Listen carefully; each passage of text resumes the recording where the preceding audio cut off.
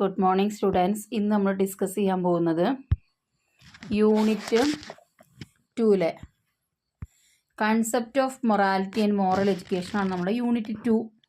ആ യൂണിറ്റ് 2 വളരെ ഇമ്പോർട്ടൻ്റ് ആയിട്ടുള്ള ഒരു ടോപ്പിക്കാണ് മോറൽ കോൺഷ്യസ്നെസ്, അതായത് ധാർമ്മിക അവബോധം അല്ലെങ്കിൽ നൈതിക അവബോധം എന്ന് പറയും.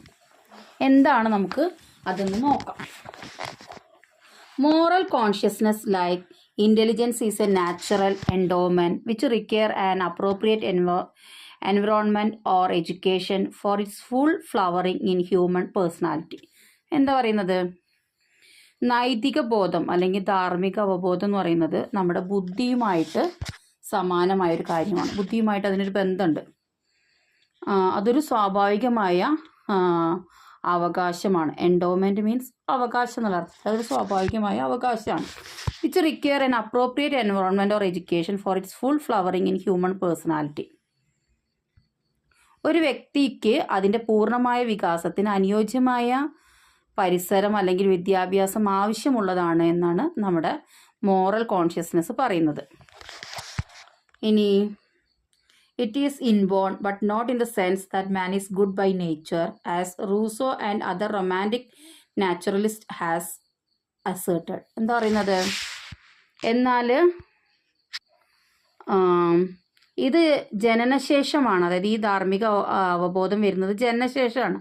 എന്നാൽ റൂസോയും മറ്റ് റൊമാൻറ്റിക് നാച്ചുറലിസ്റ്റുകളും പറഞ്ഞത് മനുഷ്യൻ സ്വാഭാവികമായിട്ട് നല്ലവനാണ് എന്ന അർത്ഥത്തിലല്ല. മനുഷ്യൻ സ്വാഭാവികമായിട്ട് ഒരു നല്ലവനാണ് എന്ന അർത്ഥത്തിലല്ല അവരത് പറഞ്ഞത്.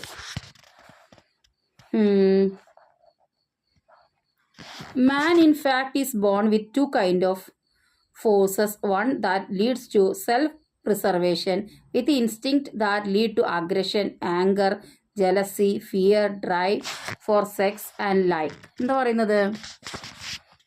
മനുഷ്യൻ യഥാർത്ഥത്തിൽ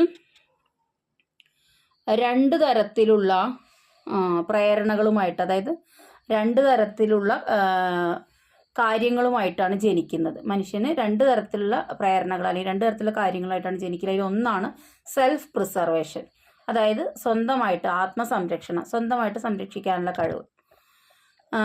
അത് ലക്ഷ്യത്തിലേക്ക് നയിക്കുന്ന എന്തൊക്കെയാണ്? സ്വന്തമായിട്ട് സംരക്ഷിക്കാനുള്ള കഴിവ് എന്ന ലക്ഷ്യത്തിലേക്ക് നയിക്കുന്ന കാര്യങ്ങൾ എന്തൊക്കെയാണ്?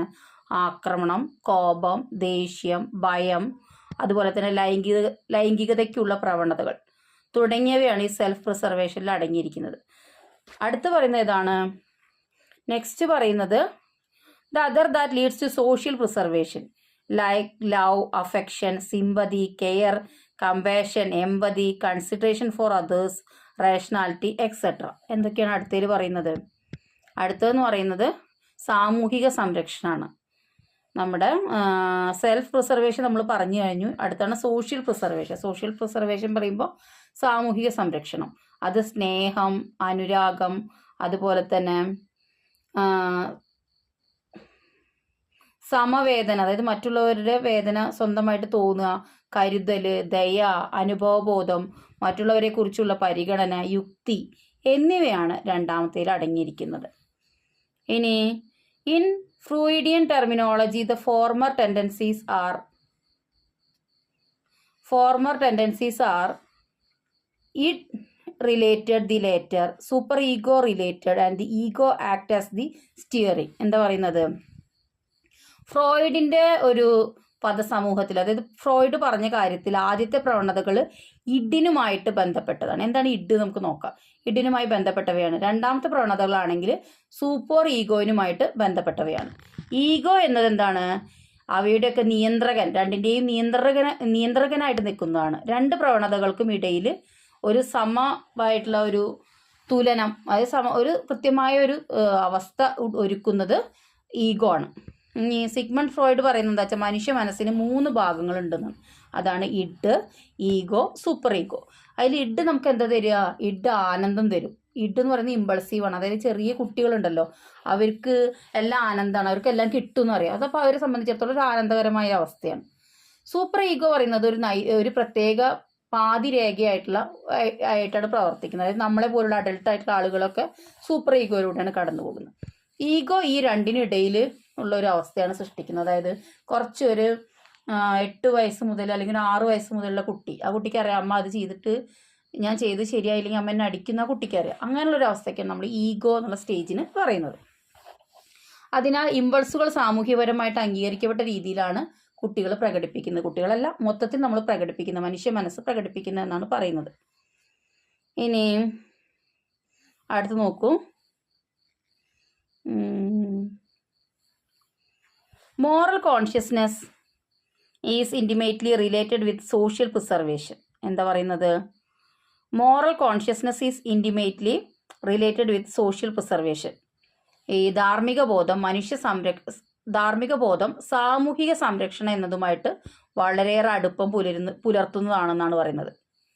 എന്താ പറയുന്നത്? നമ്മുടെ നൈതിക ബോധം അല്ലെങ്കിൽ ധാർമ്മിക ബോധം സാമൂഹിക സംരക്ഷണം എന്നതുമായിട്ട് വളരെയേറെ അടുപ്പം പുലർത്തുന്നുണ്ട്. Therefore, morality or moral consciousness has no meaning and relevance without a social context. If we take care of others' feeling or emotion as we take care of ours, we are morally conscious. എന്താ പറയുന്നത്? ധാർമ്മികത അല്ലെങ്കിൽ ധാർമ്മിക ബോധം നമുക്ക് സാമൂഹിക സാഹചര്യം ഇല്ലാതെ ഒരിക്കലും സാമൂഹിക സാഹചര്യങ്ങളുമായിട്ട് നമ്മൾ അത് താതാത്മ്യം പ്രാപിക്കുന്നില്ലെങ്കിൽ അല്ലെങ്കിൽ സാമൂഹ്യ സാഹചര്യങ്ങളുമായിട്ട് നമ്മൾ അതിലേക്ക് ലിങ്ക് ആവുന്നില്ലെങ്കിൽ അതിന് യാതൊരു പ്രസക്തി ഇല്ല എന്നാണ് പറയുന്നത്. അതായത് മറ്റുള്ളവരുടെയൊക്കെ അനുഭവങ്ങൾ അല്ലെങ്കിൽ അവരുടെ വികാരങ്ങൾ അത് നമ്മളുടെ അനുഭവങ്ങളും നമ്മുടെ വികാരങ്ങളെയും ആശ്രയിച്ചാണ് നമ്മൾ പരിഗണിക്കുന്നത്. അപ്പോൾ മാത്രമാണ് നമ്മൾ അതായത് മറ്റുള്ളവരുടെ വികാരങ്ങളെ മറ്റുള്ളവരുടെ സങ്കടങ്ങളെയൊക്കെ നമ്മൾ പരിഗണിക്കുന്ന എപ്പോഴാണോ അപ്പോഴാണ് നമ്മൾ ധാർമ്മിക ബോധമുള്ളവരായിട്ട് മാറുന്നത് എന്നാണ് പറയുന്നത്. അതുപോലെ തന്നെ we are morally conscious if sorrows and suffering of others fail to move our heart in the same manner as the sorrows and suffering of our own heart and dear ones. It signifies that we lack moral consciousness in the same proportion. എന്താ പറയുന്നത് വെച്ചാൽ നമ്മുടെ സ്വന്തം സ്നേഹിതരുടെ ദുഃഖം അല്ലെങ്കിൽ ദുരിതം നമ്മുടെ ഹൃദയത്തിൽ പ്രേരിപ്പിക്കുന്നത് പോലെ, അതായത് നമ്മുടെ ഹൃദയത്തിൽ വേദന ഉണ്ടാക്കുന്ന പോലെ മറ്റുള്ളവരുടെ ദുഃഖം അല്ലെങ്കിൽ ദുരിതം നമ്മളെ വേദനിപ്പിക്കുന്നുണ്ടെങ്കിൽ അത് നമുക്ക് ധാർമ്മിക ബോധത്തിൻ്റെ അഭാവമാണ് സൂചിപ്പിക്കുന്നത്. അതായത് എന്താ പറയുന്നത് വെച്ചാൽ നമ്മുടെ സ്വന്തം സ്നേഹിതരുടെയും നമ്മളുടെയും ദുഃഖം നമ്മുടെ ഹൃദയത്തിൽ വിഷമം ഉണ്ടാക്കുന്ന പോലെ തന്നെ മറ്റുള്ളവരുടെ ദുഃഖം അവരുടെ ദുരിതം നമുക്ക് വിഷമം ഉണ്ടാക്കുന്നില്ല എങ്കിൽ നമുക്ക് ധാർമ്മിക ബോധത്തിൻ്റെ അഭാവം ഉണ്ട്, അതായത് നമുക്ക് ധാർമ്മിക ബോധം ഇല്ല എന്നാണ് പറയുന്നത്. പിന്നെ അടുത്ത് പറയുന്നത് എന്താ?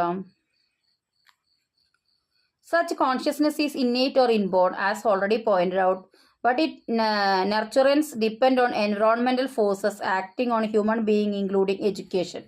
പിന്നെ പറയുന്നത് എന്താ വെച്ചാൽ നമുക്ക് ഇത്തരത്തിലുള്ള ഒരു ധാർമ്മിക ബോധം വളരെ സ്വാഭാവികമായിട്ടോ അതുപോലെ തന്നെ ജനങ്ങളുമായിട്ട് സമ്പർക്കം ഉണ്ടാകുന്നത് കൊണ്ടോ ആയിരിക്കാം ഉണ്ടാവുന്നത്. എന്നാൽ അത് വളരാൻ നമുക്ക് ആവശ്യമായിട്ടുള്ള പരിസരങ്ങൾ വേണം. എന്താണ് ഇവിടെ ആവശ്യമായിട്ടുള്ള പരിസരങ്ങൾ എന്ന് പറയുന്നത്? ഇൻക്ലൂഡിങ് എഡ്യൂക്കേഷൻ, അതായത് നമുക്ക് വിദ്യാഭ്യാസം ഉൾപ്പെടെയുള്ള പരിസരങ്ങൾ വേണമെന്നാണ് പറയുന്നത്. മനുഷ്യന്റെ സാമൂഹിക ശക്തികളെ ആശ്രയിച്ചിട്ടാണ് മനുഷ്യന് ധാർമ്മിക ബോധം കൂടുന്നതെന്നാണ് പറയുന്നത്. ഇനി some people strongly believe that the most appropriate platform for consciousness to grow into moral behavior or full-fledged morality is through religion, visit to places of worship, listening of preaching of religious guru and the like. എന്താ പറയുന്നത്? ചില ആളുകൾ വളരെ ഉറപ്പായിട്ട് വിശ്വസിക്കുന്നുണ്ട്. എന്താണ്? ധാർമ്മികപരമായ പെരുമാറ്റത്തിലും പൂർണ്ണമായ ധാർമ്മികതയിലും ഈ ബോധം, അതായത് നമ്മളുടെ ഉള്ളിൽ ധാർമ്മിക ബോധം വളരാനായ ഏറ്റവും അനുയോജ്യമായ വേദി എന്ന് പറയുന്നത് മതമാണ് എന്നാണ് പറയുന്നത്. മതമാണ് ഏറ്റവും അനുയോജ്യമായ വേദി എന്നാണ് പറയുന്നത്. Visit the places of worship, listening to preaching of religious guru and the like. എന്താ പറയുന്നത്? ആരാധനാലയങ്ങളിലുള്ള സന്ദർശനം, മതഗുരുക്കന്മാരുടെ പ്രഭാഷണങ്ങൾ കേൾക്കുക എന്നിവയിലൂടെ നമ്മുടെ ഉള്ളിൽ ധാർമ്മിക അവബോധം ഉണ്ടാവും. പിന്നെന്താ പറയുന്നത്? ദേ believe that there is N intimate and essential relationship between religion and morality. എന്താ പറയുന്നത്? അവർ വിശ്വസിക്കുന്ന കാര്യം എന്താ വെച്ചാൽ മതവും ധാർമ്മികതയും തമ്മിൽ അതിമനോഹരമായ ആവശ്യമായ ഒരു ബന്ധം ഉണ്ടെന്നാണ്. മതവും ധാർമ്മികതയും തമ്മിൽ നല്ല രീതിയിൽ ആവശ്യമായ ഒരു ബന്ധം ഉണ്ടെന്നാണ് അവർ വിശ്വസിക്കുന്നത്. പിന്നെന്താ പറയുന്നത്? But to many others, such an assertion associating morality with religion is highly contentious. എന്താ പറയുന്നത്? എന്നാൽ മറ്റുള്ളവർക്കായിട്ടുള്ള എന്തെങ്കിലുമുള്ള കാര്യങ്ങൾ, ഇത്തരം പരാമർശം, മറ്റുള്ളവർക്കായ എന്തെങ്കിലുമുള്ള പരാമർശം, ധാർമ്മികതയും മതവും തമ്മിലുള്ള ബന്ധം വളരെ വിചാരണീയമായ ഒന്നാണ്. അതായത് വളരെ നമ്മൾ വിചാരിക്കാത്ത തരത്തിലുള്ള ഒന്നാണ് എന്നാണ് പറയുന്നത്. In that next section we shall examine the validity of the assertion with regard to the relationship between morality and religion. നമ്മൾ അടുത്ത സെക്ഷനിൽ ധാർമ്മികതയും മതവും തമ്മിലുള്ള ബന്ധത്തെക്കുറിച്ച് ഈ പരാമർശത്തിന്റെ ശരിതത്വം എന്താണെന്ന് നമുക്ക് പരിശോധിക്കാം എന്നാണ് പറയുന്നത്. നമ്മുടെ വളരെ ഇമ്പോർട്ടൻ്റ് ആയിട്ടുള്ള ടോപ്പിക്കാണ് മോറൽ കോൺഷ്യസ്നെസ്. നിങ്ങൾക്ക് നല്ല രീതിയിൽ മനസ്സിലായി എന്ന് കരുതുന്നു. ഡൗട്ട് ഉണ്ടെങ്കിൽ ചോദിക്കണം കേട്ടോ.